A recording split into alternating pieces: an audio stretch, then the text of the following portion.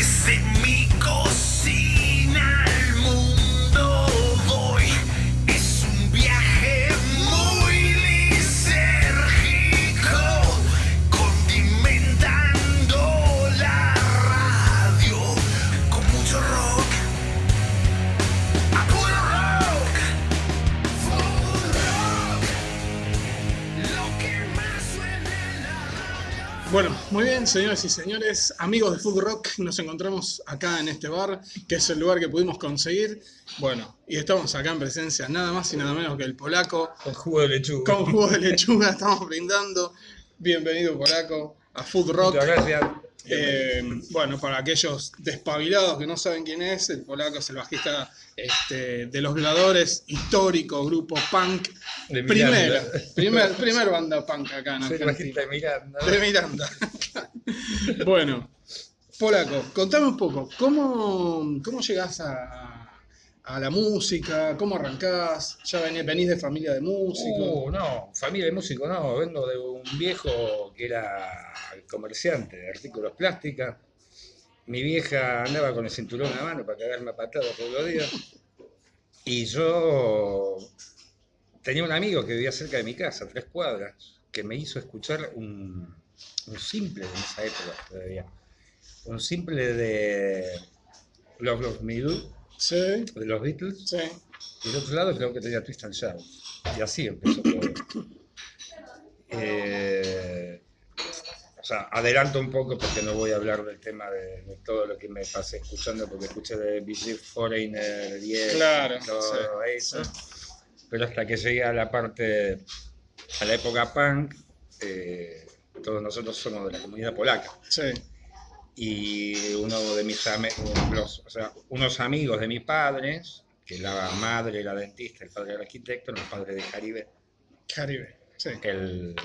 que bueno, ellos viajaron en el año 77, toda la familia viajó a Londres, y el pibe apareció con todo el pelo parado, un alfiler de gancho, que yo dije, mierda. Claro, cuando era el Prototipo símbolo. de costurera. Claro, claro.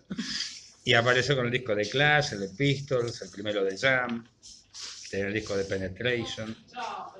Y ahí, claro, eso me voló la cabeza. Entonces dije que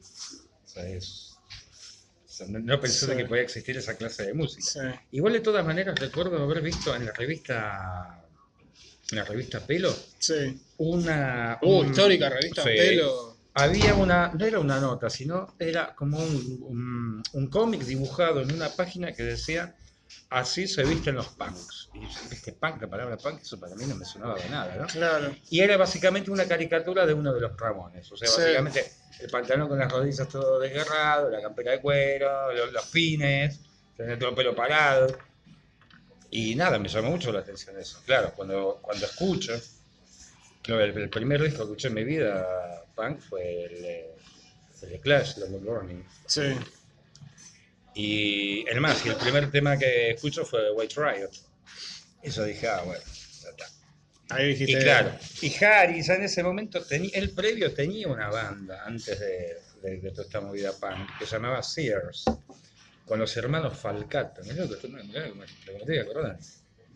Y entonces yo tocaba un poco la guitarra. Y yo dije, no, si te toca la guitarra, yo quiero tocar la guitarra también. Entonces, ¿qué hago? ¿Alguna noción de tocar? No, la más mínima, se toca la guitarra, Dijiste, es lo mismo que claro. la fusión nuclear. ¿Qué es eso? No tengo la más puta idea. Por ahí explota. Claro, claro.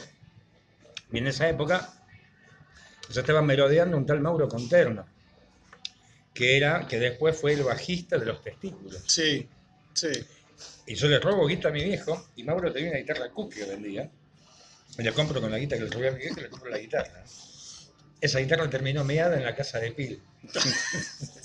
El borracho la había montado. Y bueno, y esos fueron mis primeros comienzos. Tuve una banda con unos polacos, pero así una banda seria. La primera banda seria fue con la mujer de Stuka, Trixie. Trixie, Era claro. Trixie los Maniáticos. Claro, claro. Y habíamos empezado a tocar en el Chevalet, ahí atrás del Hospital Alemán, donde tocaban Los Laxantes, tocaba Diana Nylon, bueno, los violadores, ya se llaman Los Violadores con Pil. Claro. ¿Estaba Jaribé ahí en la formación estaba o ya no Jaribé, estaban? Jaribé seguía ahí. Sí, Pero ahí ya vino el conflicto donde porque Gustavo, porque tú cuando entras Tuca a tocar el bajo. sí. Tuca tocaba Claro, mejor la Tuca guitarra. arranca como bajista. Claro, Claro. Tuca tocaba mucho mejor la guitarra que él. Claro. Entonces, bueno, había ganas de hacer, es evidente de que había ganas de tocar mejor. Y a Harry no le daba. Entonces, bueno, como para no echarlo, entonces la opción era, bueno, Claro. capaz de hacer primera guitarra y había que buscar un bajista. Claro. Y en ese momento ambas bandas compartíamos una sala de ensayo en la calle Gavilán. Y un día recuerdo que vienen y me dice, Harry Sergio, creo que vienen, me dijeron, che, Polaco, ¿no querés venir a tocar el bajo con nosotros? Yo digo, ¿qué pasó? Me dice, no, porque vamos a cambiar la formación. Y yo dije, bueno, yo no tengo ningún problema. Carajo. La puta madre. Tráeme el flick. Acá tengo uno, boludo, mira, tengo uno. Te digo que le he hecho. Para el mal aliento. Bueno, ¿dónde estábamos? En la sala de ensayo. Te dicen, Bueno, "Vení a tocar y me el bajo". ofrece. Y de ahí nos mudamos, o sea, es obvio, Trix y los Magnéticos no se desarmó, sino que pusieron otro violero, una mina, pusieron una Roxana.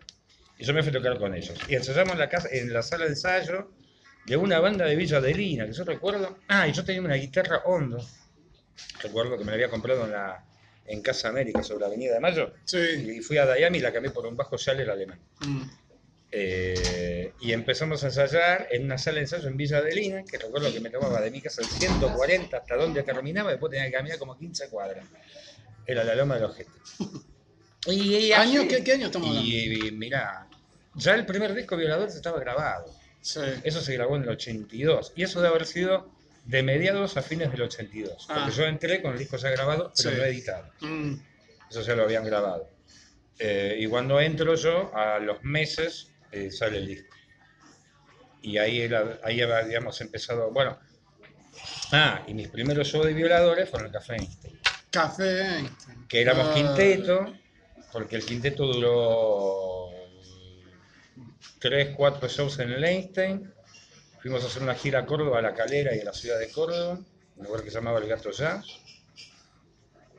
Y después tocamos 3 o 4 fines de semana seguidos en un bar de un tal Alejandro Melenson, que él proyectaba en el cine. Bueno, era un tipo que tenía videos y proyectaba la película Woodstock a la noche en el cine Avenida de Mayo. Sí. Y tenía un pub en Santa Fe y Talcahuano, adentro de una galería en un primer piso. Y el último show de Harry fue en Córdoba, que se levantó a la mañana, o teníamos que tocar tocamos en La Calera, tocamos en Córdoba, el otro día, nos fuimos todos a dormir al hotel, hubo roces, líos, cosas. Teníamos que tocar en La Calera el otro día y Harry en el hotel no estaba. Está bueno. Y bueno, era como, por un lado, era como decir, bueno, ya está. Ya está, se solucionó el tema. Claro. O sea, nos ahorramos discusiones. Sí. Che, Polaco, escúchame. Cuando ya estaban dando estos primeros shows, ya tenían seguidores, gente que los iba a ver. ¿Cómo fue tu reacción al entrar a una banda que ya estaba formada, que ya tenía un disco armado? Estaba en pedo. ¿Qué sé yo? Para mí fue una pena. O sea, era todo lo que uno quería cuando tenía. Yo tenía 17 años. Claro. Imagínate que en el 78, cuando ellos eran los Testículos todavía, la formación era Néstor Podrido en voces, Harry Ben guitarra, Sergio Gramática en batería y ese Mauro Conterno en bajo. Sí. Yo tenía 14 años de edad, iba al colegio Cuba, primer año de la secundaria, y el 8 de diciembre del 78 organizo un concierto que tocaba una banda del colegio que se llamaba Casesión, tocaba Julito Morano en la viola, que después formó parte de WC, la banda de Beto Semarvide, si no me equivoco, previa de 8, claro. Y los Testículos. Y yo tenía 14 años, qué sé yo. Y el director del colegio, mirá que inconsciente, Gonzalita se llamó. Yo le digo, bueno, porque podemos hacer después porque terminaron las clases. Yo digo, bueno, el fin de semana cuando terminan, el sábado lo hacemos. Me dice, sí, arreglé con el de Maestranza, no sé nada, ni me acuerdo cómo se llamaba. Me dice que trae unos tablones de abajo. Me dice, ahí hay unos cajones de. ¿Viste? ¿Te acuerdas esos viejos cajones de vino de alambre? Ah, sí. Bueno, Sí, entonces sí. hicimos una base de esos cajones de Sí. alambre y sobre eso unos tablones que los habían sacado de la biblioteca. No sé, cualquier cosa. El sonidista, bueno, vino un sonidista con unas columnas y pusimos un hilo a sisal como valla. Un hilito, así, ¿no? Bueno, y aparecieron los hippies de Belgrano. Y viste que se tenían, bueno, hasta los violadores lo grabaron. Había un tema que se llamaba Grasa Hippie, Claro. que hablaba sobre los hippies de la plaza de Belgrano, la Sí, ciudad de La Paz sí, seguramente. sí, sí. Bueno, aparecieron monigotes. Creo que al cuarto o quinto tema se arma un quilombo de la concha de su madre. Yo me caí hasta la pata, porque tenía 14 años. Yo jamás en mi vida había visto semejante quilombo. Agarré, me fui del colegio, me tomé el 114, me fui a mi casa. Dejé todo así como estaba y hasta el año siguiente no aparecí. Y después al año siguiente llaman a mis viejos. Me dice, no, porque acá nos han dejado un desastre. Dice, la puerta del colegio abierta. Bueno, nadie cerraba nada. Sí, sí, fue un desastre. Y resulta que el colegio tenía problemas de cupo a la mañana. Entonces, como castigo, me hicieron ir la tarde. O sea, tenía taller la mañana y el colegio normal lo tenía la tarde como castigo, me hizo ese guacho González. Che, escúchame. Bueno, etapa violadores. Ahí Ya. arrancamos ya fuerte a tocar. Shows por todos lados. Y todo arrancó en realidad con Mundi Epifanio, como Mundo, manager. claro, claro. Manager en ese momento manejaba A Riff. a Riff y a manejaba. B8. Sí, a ustedes les daba igual una mano muy grande Michel Pironel. Bueno, en realidad Michelle viene de la mano de Mundi. Claro. Porque ellos fueron, o sea, yo todavía no estaba, tenían un demo grabado, fueron los de Greenbank, inclusive, Sí, que los recibió. Justamente ayer con Sergio estaba hablando de ese tema. Y fueron a la productora de Riff. Llevaron el material y el que se entusiasmó con el material fue Michel. claro. Dijo, bueno, no, esto es. El tipo tenía confianza de que el material iba a funcionar. Claro. Y entonces Mundi lo que decide hacer es ponerlo a Michel de productor. Claro. Y ahí es donde se grabó, donde Michel produce el primer disco, que realmente el sonido del primer disco me parece increíble por haber sido grabado Sí, con 2 máquinas de Sí. cinta abierta de 4 canales, que en ese momento era. O sea, y ya en ese momento eso era arcaico, porque esas 2 máquinas necesitaban un canal de sincronismo, o sea, que vos de los 8 canales perdías uno, tenías 7. Y era grabar la batería, ponerla en 6 canales, Sí. reducirla a 2, sí. para que te quede en estéreo. Después te quedaban 5 canales, entonces grababas 2 guitarras, una guitarra de solo, y si tenías que seguir reduciendo. Cada vez que cuanto más se reducían, más calidad perdía, Claro. pero igual el disco sonaba de puta madre. Sí, sí, sí. Y justo, bueno, y fue la época donde también, bueno, Riff había explotado. Y era la época donde se solía tocar mucho en canchas de fútbol. Y había empresarios que te compraban show, te armaban un escenario en medio de la cancha, apuntando hacia la Popular, ponerlo a la tribuna más grande. Y así pasamos por la cancha de Temple, de San Martín, de Los Andes, del estadio de Caseros. Y era siempre tocar ¿cómo es? De llavero de Riff. Claro, ¿Entendés? claro. Que de hecho, no sé si se acuerdan, Stuka tenía una viola que era una Ibanez con la forma de Paul Stanley, la guitarra de Paul Stanley. Sí, sí, claro. Con esa guitarra la rompe Papo en uno de los shows. Ah, sí, claro. Y Stuka agarra, en Sí. realidad no, porque nosotros compartíamos el mismo sonidista, que era el Gordo Boogie. Sí, Y el Gordo Boogie se lleva la viola porque dice, no, yo la voy a arreglar.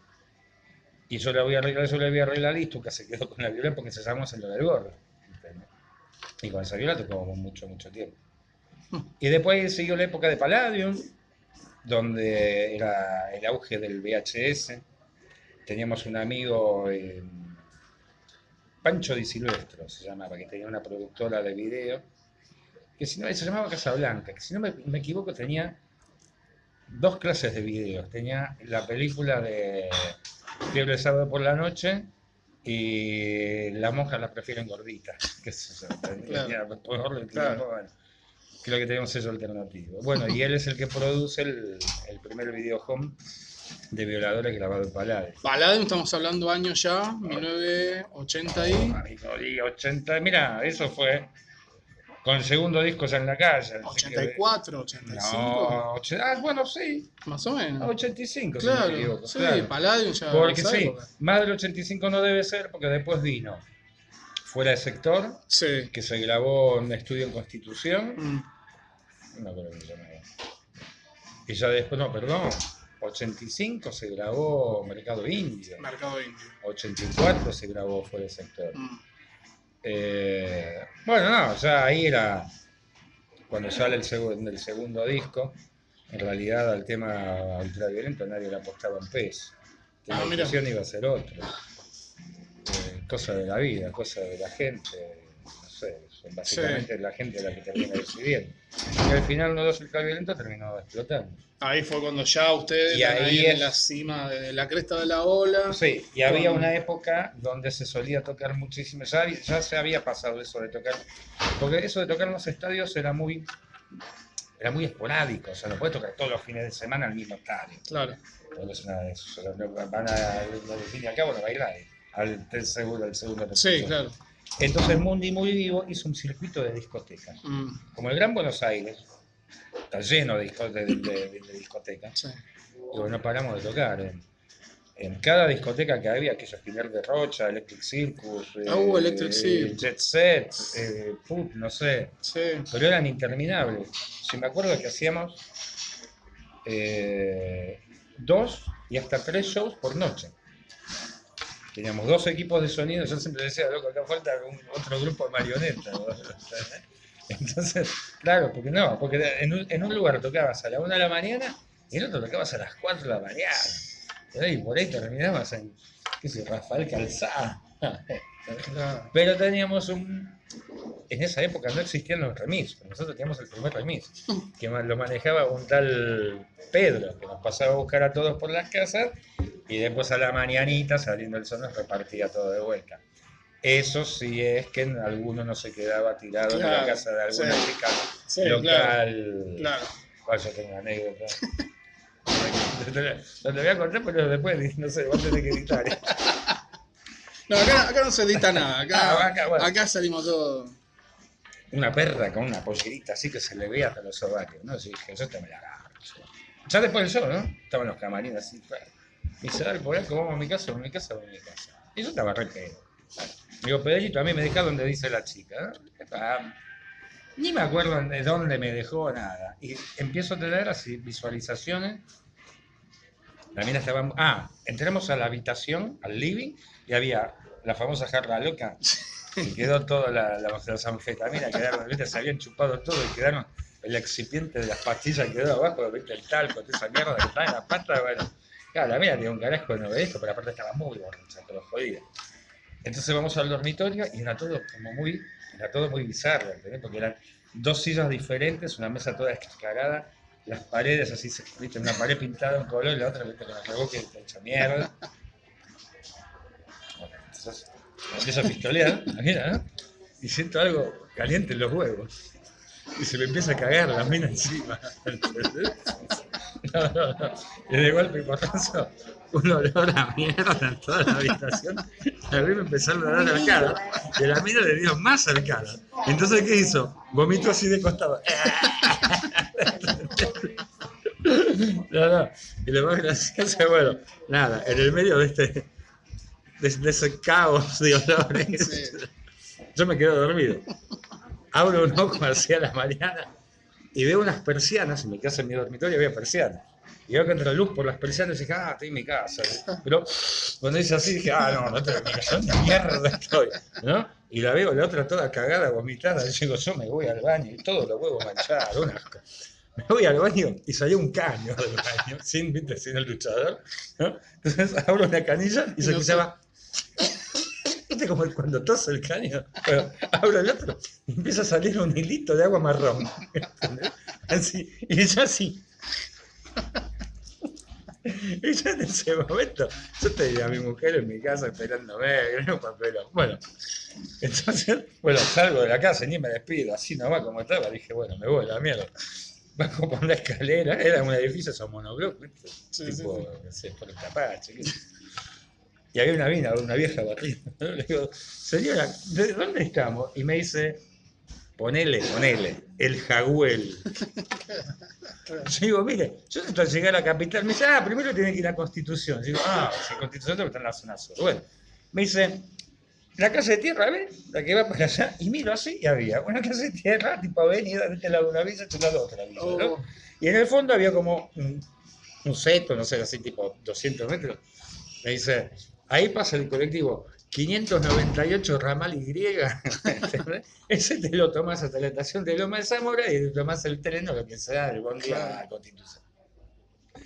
Yo estaba vestido, escuchá, zapatos blancos, pantalón rojo de cuero y una camiseta a cuadros blancos y negros tipo de ajedrez. Y así vestido, caminando domingo a 10 de la mañana entre las dos villas, ¿no? Y escucho atrás, me habían tirado un piedrazo, no sabía cuál de las dos villas. Así que después se empiezan a cagar a tiro entre las dos. ¿No? Entonces, nada, sigo caminando y una piedra delante cae. ¿Sabe cómo empecé a correr? Y justo pasaba un bondi y luego señal así tipo auxilio, ¿sabes? Desesperado. Digo, bueno. Y me subí al bondi y salí, nada, llegué a mi casa como a las 5 horas.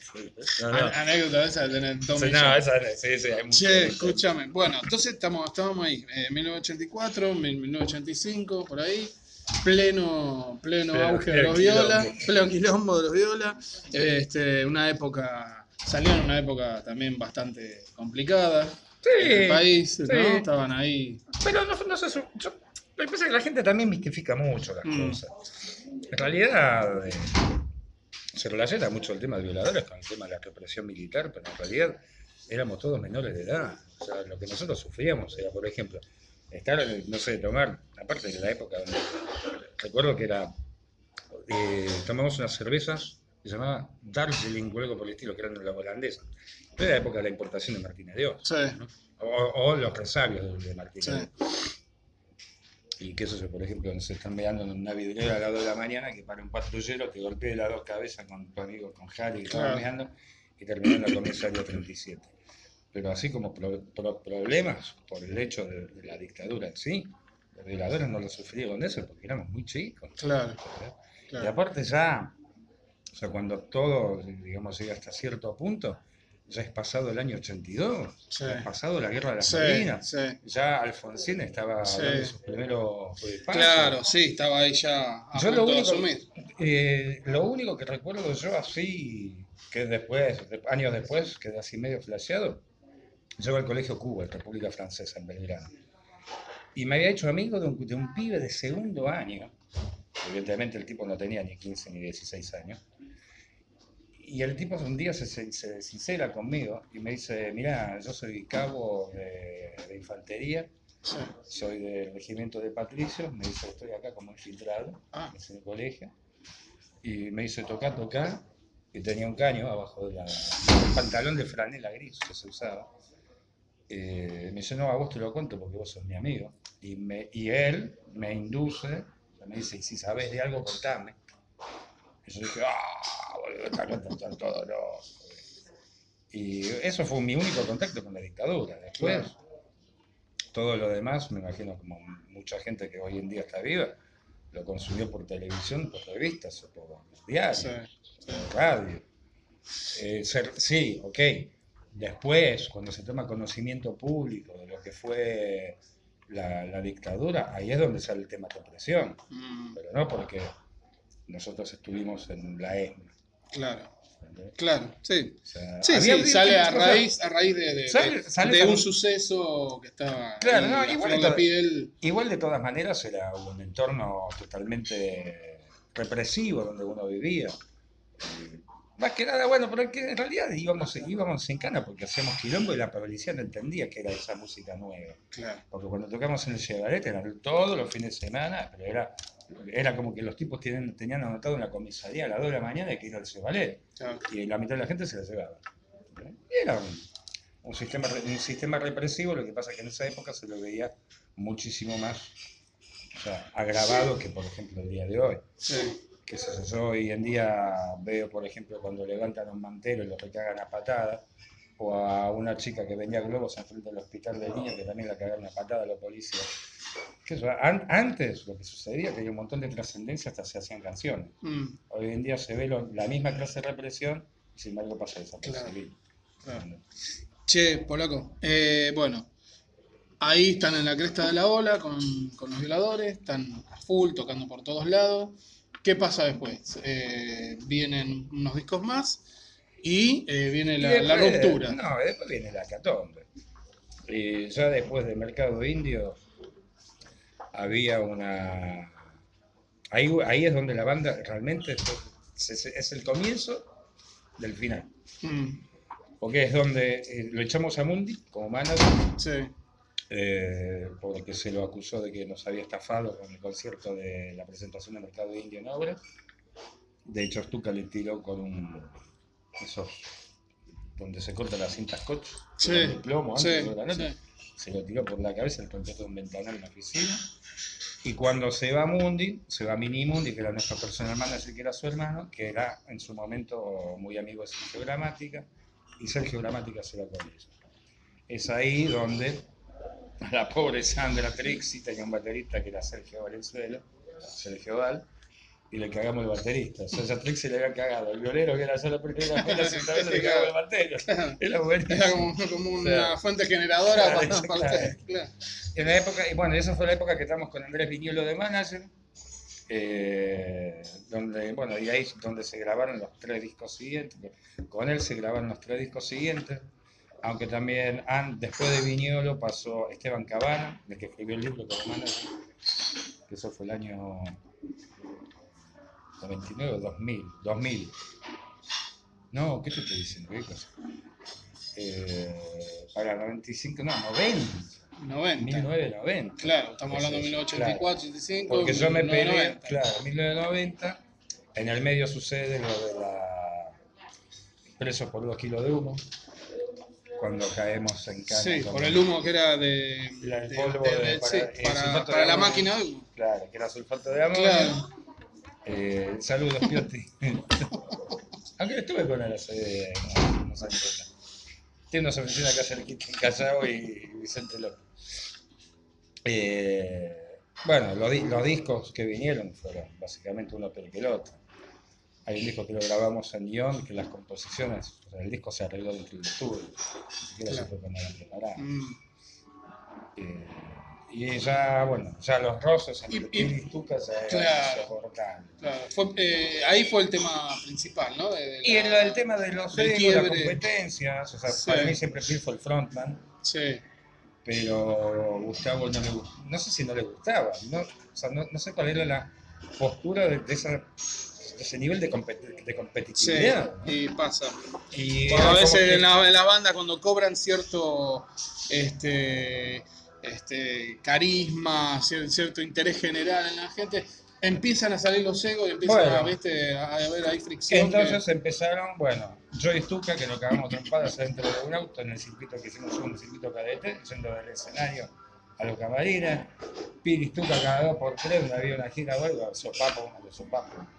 Y llegó un momento donde ya no se daba más. Entonces, Stuka comete una torpeza, si mal no recuerdo, y lo echamos. Era la época eso fue la época del último disco que grabamos para Sony Music. Y ahí es donde decidimos echarlo. Y yo era muy amigo de Manuel Wills. Y Manuel Wills tenía un violero que se llamaba Eduardo Barauskas. Tucán. Sí, Tucán, claro. Y yo le digo a Pili, bueno, si lo echamos a Tucán, boludo, vení, vamos a ponerlo al Tucán. Lo pusimos al Tucán. Hicimos un cemento. Creo que tocamos 2 temas nada más y la gente tiró la columna de sonido, tiró toda la mierda, porque claro, y estas turcas, ¿no? Claro. Aunque después tocamos televisión y Tucán se la bancó muy bien, ¿eh? Y después fue como un poco... La gente lo fue relegando a Tucán, porque toda banda tiene cambios de integral. Sí, claro. Entonces lo fueron relegando. Sí. Pero bueno, y después, bueno, fue justamente cuando nos vamos de la oficina de Andrés Viñuelo y el manager es Esteban Cabana. Yo no quería saber nada con Cabana y yo decido ir. Entonces, eso fue año 90. Y después, déjame pensar qué pasó después, porque después hubo un hueco hasta el 95. Bueno, después Pero- no pasó más nada. No, después creo que hicieron un obras de despedida, donde tocó Nagui, que era el compañero de Norberto Berian Sí, en Rock and Pop. claro. Tocó y cantó Ciro, un tema donde me puteó a mí y a Stuka. Sí, está todo grabado. Y ahí es donde Pilar arma Pilsen. Pilsen. Vamos a hacer una. Esperá, te Sí. propongo algo. Hacemos un corte acá Ok. y ahora seguimos. Dale. ¿Sí? Dale. Sí, sí.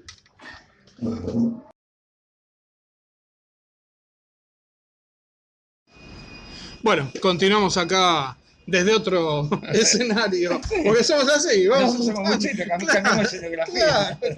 Claro. Somos del primer mundo. Tal cual. Bueno, entonces me decías, estábamos con el tema de la violadora y la parte de. Para de la separación, la separación, año 90, sí, todo eso. las peleas ahí internas. Sí.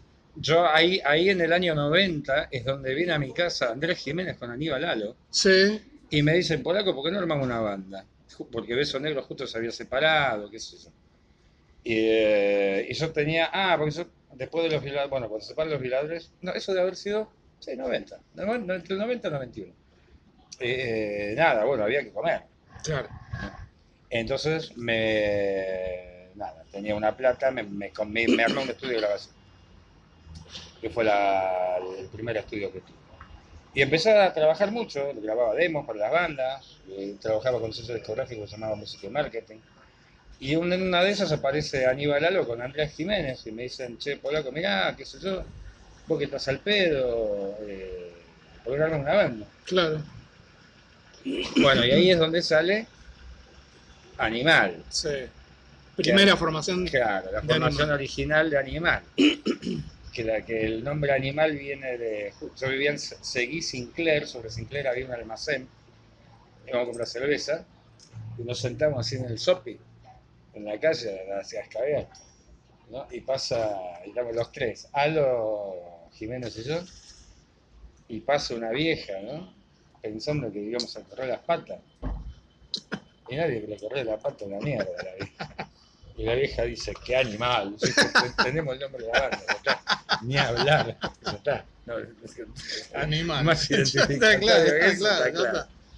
Y después, bueno, empezó un problema porque Andrés Jiménez quería trabajar con un manager que yo no quería, por una cuestión de que yo tenía malos antecedentes desaparecidos.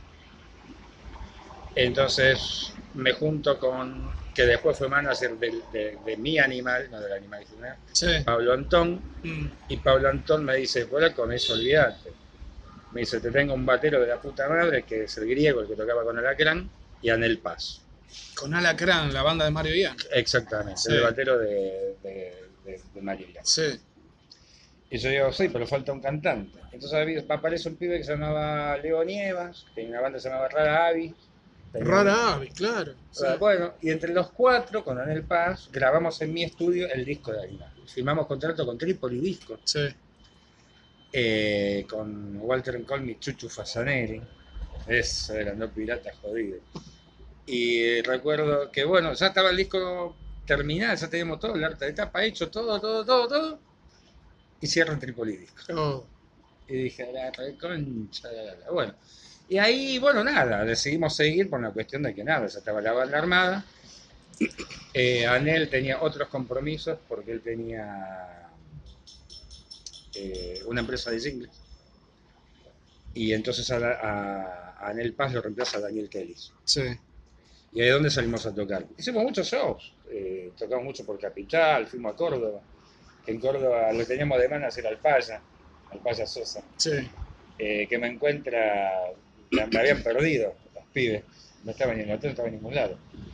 Y estaba en la peatonal de la ciudad de Córdoba, a la vuelta de la catedral, en una librería, sentado sobre una fotocopiadora, con los pantalones bajos, haciéndome fotocopia del culo. Entonces, y la gente toda ahí se juntó gente, creo. Porque en Violadores en Córdoba eran muy conocidos. Claro. Porque habíamos tocado varias veces en Soft Rock, que hacíamos, no sé, 3, 4 presentaciones por año. Y nada, era como medio cancha libre. Y aparte yo tenía muchos amigos. Y era medio como un poco de cancha libre para hacer cualquier Claro, cosa. tenía cheque Voy ahí. a sacar fotocopia Claro, a la gente. claro. Y bueno, nada, después viene la gran discusión con Jiménez. Bueno, ya eso es por discusión con Jiménez. Nosotros duramos un año con él tocando y después de ahí viene separación. Y yo me empiezo a dedicar al mundo de la televisión. Con un Bien. amigo, Patricio Rabuffetti, Sí. me pongo laburar no a laburar con él, empecé a tener contactos con él tenía una productora muy grande, que de hecho hoy creo que debe ser la productora más grande de acá, de Argentina. Es por donde sale el Disney Channel al aire, Sí. para salir de Sudamérica, non-stop. Y empezó a tener de vuelta contacto con Pil, y Pil me dice... ¿Para esto Pil estaba viviendo ya en Perú No, o no? ¿O estaba acá? No, él estaba acá con Pilsen, Pilsen. después se separa Pilsen, Sí. y ya Pil estaba rebotando igual que yo. Entonces un día nos juntamos y dijimos, bueno, dale, boludo, armemos la banda de vuelta. Claro. Vamos a romper la pelota. ¿Año esto? Y 94, 95. Bien. 94. Entonces tenemos una reunión con Sergio Val, Tuca, Pil y yo en la pizzería La Farola de Núñez, Congreso y Cabildo, donde hay una gran discusión con Stuka en la mesa, y Pil decía que Stuka tenía una campera de cuero porque le tiró con un tenedorazo así y de aquí no atravesó la campera, pues si no le sacaba una teta. Y Sergio Val dijo, no, si Stuka no toca, yo no toco. Y yo, bueno, yo tenía mi estudio y trabajaba con esta compañía que se llamaba Música y Marketing, que tenía un sello alternativo que se llamaba Black House, por donde editaban a la Zimbabue y a la Versuit. Sí.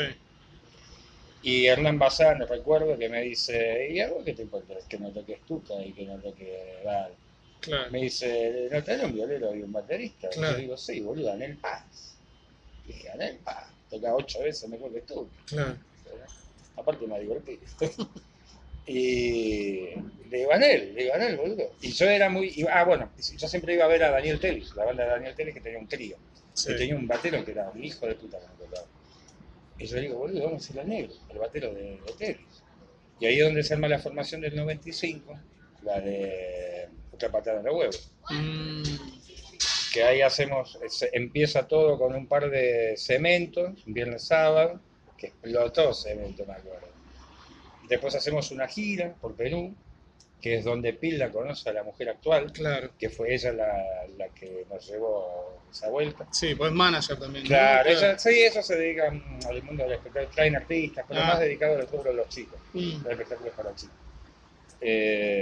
Y terminó el show con el asistente de Daniel, o sea, el último show de esa formación, que fue en el 97, si no me equivoco, en La Negra, y el que tocó la viola fue un tal Pelado Turchetti, que era el asistente de Daniel Paz, porque esa Daniel Paz no había ido para. Y ese fue el último show que se debe matar. Sí. Y ahí, bueno, cambio de planes radical. Yo básicamente por una cuestión toxicológica me tomo el olivo de Argentina y me voy para Europa. Y bueno, pero ahí ya viene otra parte, ya no musical durante muchos años. Claro, vos estuviste alejado, ¿no? De la música un tiempo. Sí. Yo en el 97 me voy a Londres. Un amigo, bueno, yo estaba trabajando con Patricio Rabuffetti, la productora de televisión. Y un amigo de ahí adentro me dice, che, polaco, mirá que si querés hay un laburo para hacer en Inglaterra. Me dice, ¿qué tal tu inglés? Soy Kennedy hablando. Mentira, boludo, no sabía ni Hello. Nada, hello, pensé que era una marca de helado. Claro. Y nada, de un día para el otro aparezco en Madrid, porque la central de esa oficina estaba en Madrid, y de un día para el otro me encuentro vendiendo informática en Londres. Sí. O sea, nada, cualquier cosa. Y era compraba discos duros a granel. Sí. Compraba de a 2.000, 3.000, 5.000 unidades, que esos discos venían de Miami, y se venían en el mercado local. Ahí conocí a un argentino, Enrique Pérez Silva, que criaba caballos.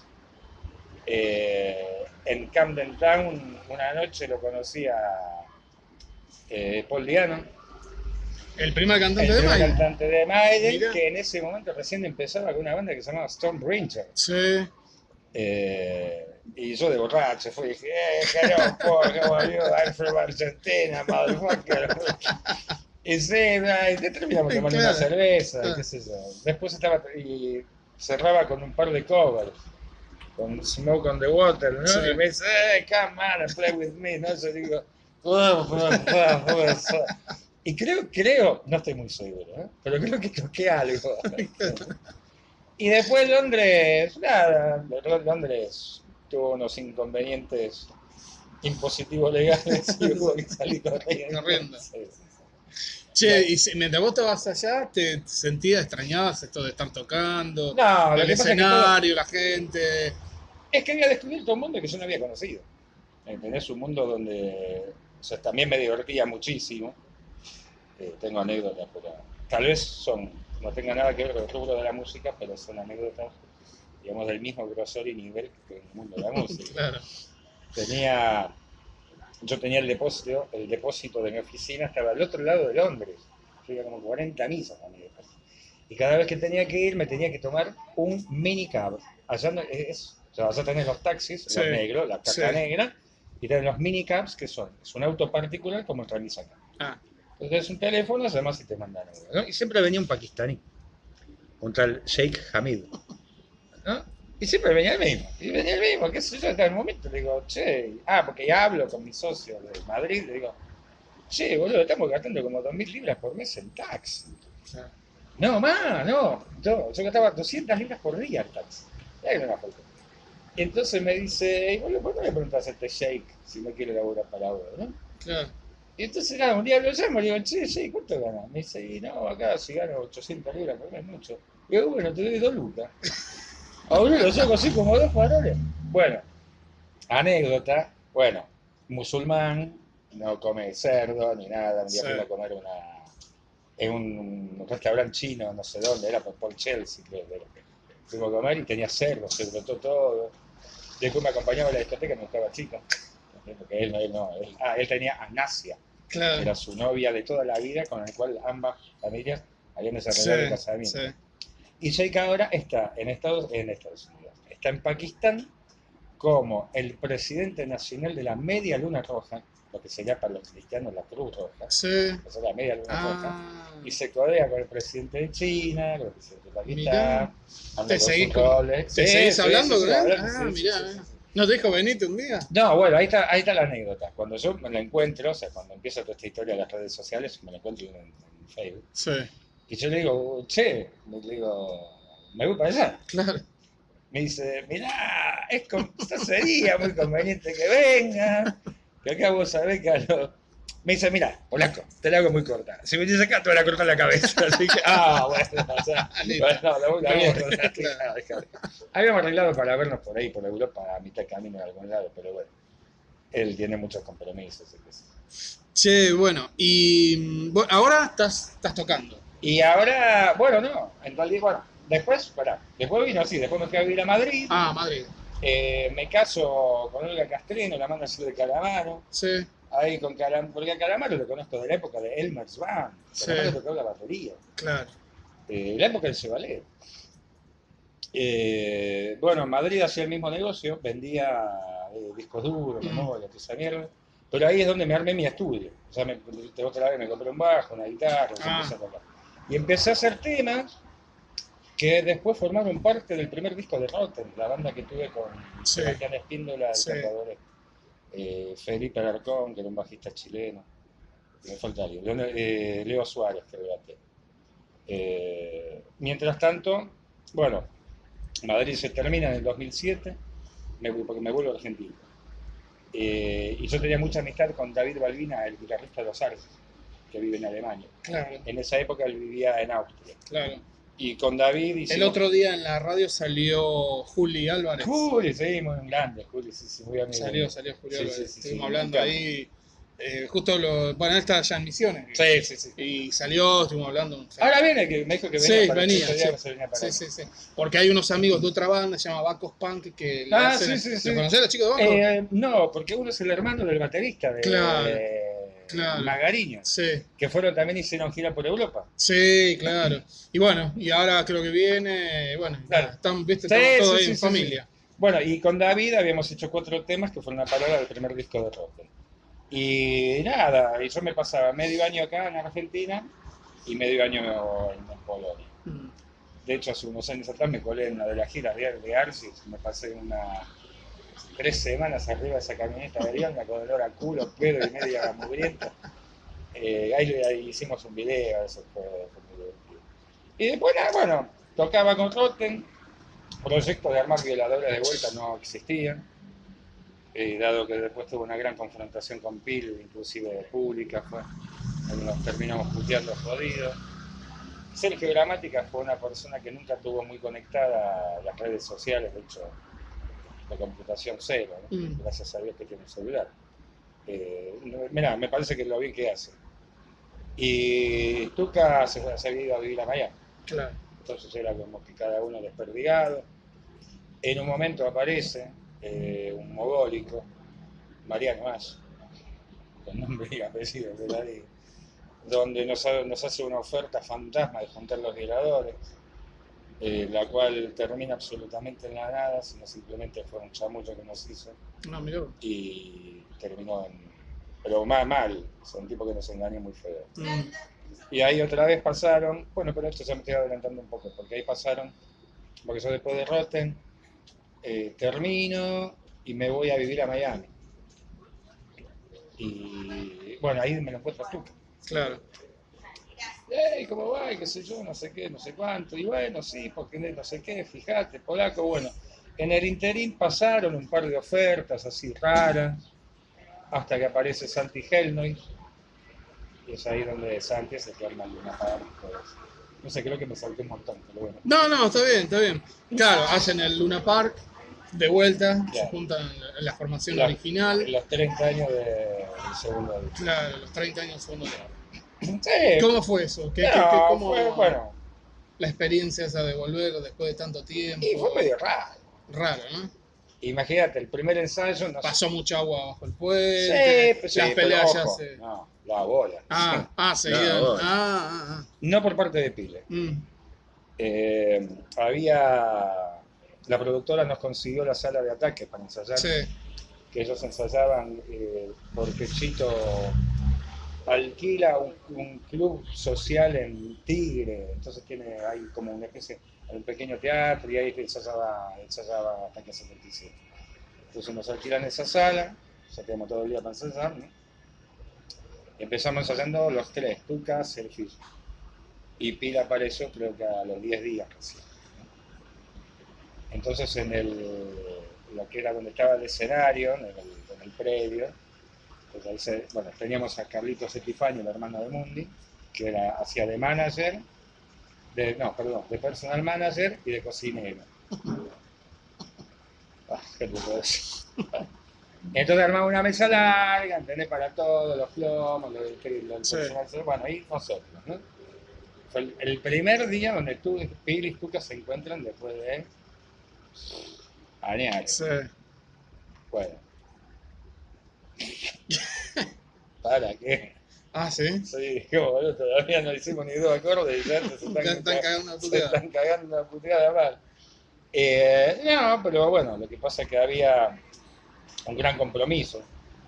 Entonces como que los ánimos después se ladraron como 2 perros con baba en la boca, ¿no? Y después se olían el culo. Claro, es como que se sacaron la mierda. Bueno, vos sabés que yo estaba viendo una nota el otro día de los Ramones, que los Ramones se llevaban para el orto. No, sí. Se llevaban para el orto, no se podían ni ver, y los tipos, sin embargo, seguían adelante. Era más importante estar la arriba de un música, escenario, y la gente que los rencores personales. Claro, tal cual. Y bueno, no, lo del Luna Park fue buenísimo. Lo que pasa es que se juntó mucha gente alrededor, muy positivos. Por ejemplo, Juan Girose, que fue el director que hizo la película. Que hizo el material para el DVD de Violadores que no sale. Lo tiene Tuca guardado bajo la cama y no lo larga. Y la puesta de escena fue fabulosa. De hecho, hay una anécdota buenísima, porque antes de nosotros había tocado Roberto Carlos. Roberto Carlos. El gato que estaba con historia azul. Y tenía una puesta de luces del carajo. Claro. Y los del Luna Park son los que te ponen las luces. Dijimos, no, pará, no toques nada, déjalo todo así Déjalo como ahí. está. Claro, aparte, ¿para qué? Para después tener que hacer otra vez los planos de la luces. No, dejá todo así, a la mierda. Y bueno, Juan hizo todos las animaciones de fondo, con Tuca, no sé qué. No, y el show tuvo fenómeno. O sea, como experiencia fue bárbaro. Claro. Lo que pasa es que todo eso nos daba pie a que los que teníamos o tenemos ganas de continuar la historia. Pero siempre aparece la varita mágica que se llama el palo en la rueda. Entonces aparece propuesta de ir a Perú, fuimos a Perú. Aparece la propuesta de ir a Uruguay, fuimos a Uruguay. Vorterix, el teatro y Cosquín Rock, hacemos el teatro de Cosquín Rock. Otra vez Perú, ahí donde hago mierda del bajo. Salió del bajo, hijo de puta, que se rompía más. Y ahí es como que, bueno, hasta acá llegamos y Santi todavía seguía teniendo, de hecho, al día de hoy, sigue teniendo el contrato de exclusividad de representación de vida. Sí. Y es como que en un momento no entendí demasiado bien por qué, Tuca no quiere hacer nada. De hecho, en agosto de este año, del año pasado, mejor dicho, me llama Santi a Polonia y me dice, mira, Polaco, tengo una gira armada por Córdoba, Rosario, Mendoza y para cerrar en el Barro. ¿No? Yo dije, Ahora. claro, en agosto, o sea, me llama en agosto Sí. porque esto creo que fue en septiembre, Sí, si no me sí, equivoco, sí. algo así. Y yo le digo, contá conmigo. Sergio, obviamente, que dijo que sí. Y lo único que tenía era un problema de ¿cómo se llama? De días, porque él se iba con la familia de vacaciones a Europa, entonces había que cambiar una fecha, que se pero era lo de menos. Y Gustavo no dijo que no le interesa. Y es como que, viste, todos dijimos, y loco, viste, hermano, tanto quilombo Sí, para que no pase nada ahora. sí. Y bueno, después me entero de que van a hacer la firma de los discos en las librerías Cúspide, que yo no fui porque estaba en Polonia. Claro. Y me cuentan de que Sergio Gramática ahí anunció para la gente de que en 2018 vamos a hacer los 30 años de mercado indio. Bueno, eso lo dijo, lo anunció. Ayer cuando me encontré con Sergio, volvimos a hablar del mismo tema. Yo con Pila hablo una vez por semana. Yo te amo, ¿no? Volvemos, y ganas hay, lo que pasa es que, bueno, nunca, cuando hay cuatro cabezas, siempre hay una que va para atrás. Y eso a Y veces, eso es es un un- tema y eso es un organizar, problema. sí. Pero lo que pasa es que o sea, en realidad, o sea, yo lo veo desde el punto de vista de egoísmo, más que Sí. algún problema financiero, económico. No sé, yo no sé, no estoy en la cabeza de la gente que me rodea y no puedo hablar de Claro. nosotros por eso, sino que hablo por lo que veo. Sí, sí. Pero bueno, y hasta acá llegamos. Y ahora vamos a ver. Ahora el fin de semana, bueno, toqué hace, no sé, 2, 3 semanas atrás con Pil Sí. en Uniclub, ahí hicimos un par de temas. Y ahora viene Pil justo para su cumpleaños, que es el 1 de febrero. Ya quedamos que nos vamos a ir a comer con Sergio, no sé qué, bla. Sí. Y vamos a hablar a ver qué hacer. Está ahí, Vamos a tener la conversación. Sí. Ojalá. Vamos a ver. Che, Polaco, ya para ir cerrando. Dale. ¿Vos sos consciente de que formaste parte de una banda que surgió acá, que hizo historia? ¿Te pesa esa mochila? ¿La llevas como.? ¿O te pones contento? Decís, che, Me mirá, divierte. ¿te divierte? Me divierte, porque me da pie para decir tantas pelotudeces. Eso. Puedo Te da hablar- como cierta impunidad. Claro, te hace impune, ¿no? Porque te hace impune, por ejemplo, en lugar que vas a chupar gratis. Claro. ¿Entendés? Sí, sí, sí. Agarrar la texturita de turno. Claro, es como que, no Sí, sé, sí, sí. históricamente, no sé, los años pasan y muchas veces ni siquiera te das cuenta que pasó todo tan rápido. Que Sí. O sea, y aparte, viste, cuando más viejo te pones, es como que el tiempo pasa más rápido. Claro. Bueno, pero eso que vos me estás diciendo, más allá de lo anecdótico, es un símbolo, un signo de humildad, ¿no? Es decir, mira, porque a veces, viste, yo me he encontrado con gente Sí, no, que claro, ha hecho vos- mucho menos que lo que hicieron ustedes. Vos me querés decir que y- yo soy el mejor de todos, tenés razón. hay gente que ha hecho mucho menos que ustedes y sin No. embargo cuando hablas parece que viste, formaron. Sí, no sé, bueno, pero eso es como una especie de deporte nacional del músico Sí. argentino, Sí, donde cree que grabó un disco y mete 200 personas, se cree que es Jimi Claro. Hendrix tocando con Gardel. claro. Y eso no está bien, porque eso lo único que hace es darle mierda a la gente. Aparte de loco, el músico, o sea, vos vivís de la gente, o sea, Sí. agradecerle, no Sí. seas soberbio. Claro. Porque el ejemplo de soberbia y egoísmo tengo, ¿sabes qué? Que puedo contar años. ¿Qué significa que cuando yo te digo punk, que fue la primera palabra que vos me dijiste al principio de la nota, que la habías leído y dijiste toque? ¿Qué, hoy en día, qué significa la palabra punk? Chúpame esto.